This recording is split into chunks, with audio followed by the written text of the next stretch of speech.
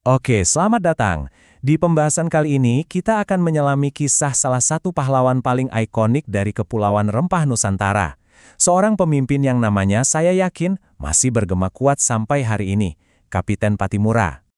Bangkit seorang pemimpin yang memilih melawan ketika tunduk terasa lebih aman. Wow, kalimat ini benar-benar jadi inti dari keseluruhan kisah Patimura. Ini adalah cerita tentang keberanian luar biasa di tengah penindasan yang rasanya udah nggak tertahankan lagi. Untuk benar-benar paham perjuangannya, kita harus mulai dari tanah kelahirannya. Kita harus kenalan dulu sama Kepulauan Maluku. Sebuah tempat yang digambarkan sebagai surga rempah yang indah, tapi di saat yang sama juga jadi negeri yang penuh dengan darah dan penderitaan. Mungkin agak sulit ya kita bayangin sekarang, tapi pada masa itu, kepulauan kecil ini adalah pusat ekonomi dunia. Serius, kekayaan rempahnya, terutama pala dan cengkeh, itu lebih berharga dari emas. Ini yang bikin bangsa-bangsa Eropa rela berlayar setengah mati buat sampai ke sini. Tapi kemakmuran itu datang dengan harga yang sangat-sangat mahal bagi penduduk aslinya. Kehidupan di Maluku saat itu tuh penuh kontras yang tajam banget. Di satu sisi, ada kekayaan alam dan budaya yang luar biasa. Surga dunia lah. Tapi di sisi lain, ada realitas kejam dari eksploitasi kolonial Belanda. Ada kerja paksa, pajak yang mencekik leher, dan hukuman yang bisa dibilang tanpa ampun. Nah, ini poin yang penting banget. Perlawanan ini bukan cuma soal duit atau rebutan rempah. Sama sekali bukan. Ini adalah perjuangan untuk sesuatu yang jauh lebih mendasar, yaitu martabat. Buat rakyat Maluku, semua aturan kolonial itu adalah serangan langsung ke jantung adat istiadat dan harga diri mereka sebagai manusia. Dan di tengah penderitaan inilah, seperti api dalam sekam, seorang pemimpin akhirnya bangkit. Yuk kita lihat gimana seorang Thomas Matulesi bisa bertransformasi jadi sosok yang begitu dibutuhkan oleh rakyatnya. Latar belakangnya ini bisa dibilang kombinasi yang sempurna buat seorang pemimpin perlawanan. Pertama, dia putra asli Maluku yang paham banget seluk-beluk tanah dan rakyatnya. Kedua, dia punya pengalaman militer, jadi soal strategi perang, dia nggak buta. Dan yang ketiga, dia sangat dihormati karena memegang teguh adat Tela Gandong. Paket lengkap kan?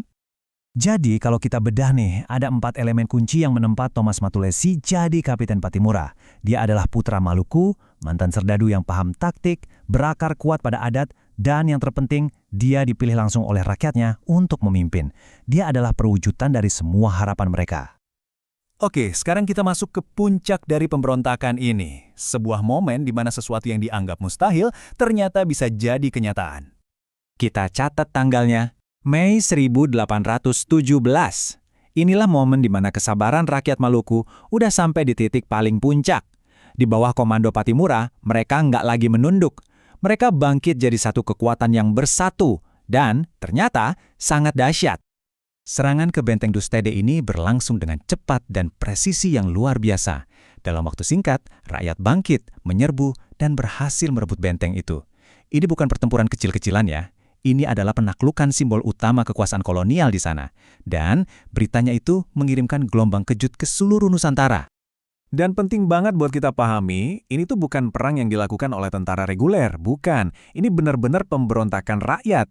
Petani, nelayan, pemuda desa, pemimpin adat, bahkan pendeta, semua lapisan masyarakat ikut bersatu. Mereka didorong oleh kekuatan fisik dan juga spiritual untuk merebut kembali kebebasan mereka. Tapi, seperti banyak kisah kepahlawanan, selalu ada babak yang tragis. Sekarang kita masuk ke bagian jatuhnya sang pahlawan. Sebuah kisah yang bukan tentang kekalahan di medan perang, tapi tentang tipu daya dan pengkhianatan. Pasukan kolonial akhirnya sadar mereka nggak akan bisa menang kalau cuma ngandelin kekuatan militer lawan Patimura. Jadi, mereka pakai taktik yang lebih licik. Pada akhirnya, Patimura ditangkap bukan karena kalah bertempur, tapi karena dikhianati oleh orang dari bangsanya sendiri. Desember 1817, Patimura dieksekusi gantung. Tapi, kutipan ini merangkum segalanya. Di hadapan tiang gantungan pun, dia nggak pernah memohon, nggak pernah menunduk, dan sama sekali nggak menyerahkan martabatnya. Inilah kemenangan terbesarnya. Apakah kisahnya selesai di tiang gantungan? Oh, tentu saja tidak. Justru kematiannya mengubah perjuangan fisiknya menjadi sebuah warisan abadi yang terus menginspirasi sampai detik ini. Sejarah itu seringkali punya dua sisi kan? Nah, ini contohnya. Di satu sisi, catatan kolonial Belanda melabeli dia sebagai pemberontak dan penghasut. Tapi di sisi lain, dalam ingatan abadi rakyat Maluku, dia adalah penjaga martabat dan pemersatu rakyat. Beda banget kan? Untungnya, analisis sejarah modern membantu kita melihat gambaran yang lebih jernih. Para sejarawan mengakui Patimura sebagai pemimpin yang sah dan sangat signifikan. Seorang pahlawan nasional sejati yang berhasil menyatukan orang-orang dari berbagai latar belakang untuk satu tujuan mulia. Dan warisannya itu nyata, ada di sekitar kita. Namanya diabadikan jadi nama bandara, nama universitas, dan yang paling penting, diabadikan dalam hati rakyat lewat lagu-lagu dan cerita. Dia secara resmi diakui sebagai pahlawan nasional Indonesia, yang menunjukkan betapa penting perjuangannya bagi seluruh bangsa ini. Pada akhirnya, inilah inti dari warisan Patimura. Perjuangannya itu ngasih kita sebuah pesan yang tak lekang oleh waktu, bahwa semangat perlawanan terhadap ketidakadilan itu pasti akan selalu muncul, dan ikatan antara manusia dengan tanah airnya adalah kekuatan yang nggak akan pernah bisa dipadamkan. Nah, kisah Patimura ini meninggalkan kita dengan satu pertanyaan besar. Sebuah pertanyaan yang mungkin sangat relevan juga buat kita hari ini. Apa sih yang mendorong orang-orang biasa seperti kita untuk berdiri dan berjuang demi kebenaran, walaupun mereka tahu risikonya sangat besar? Coba kita renungkan.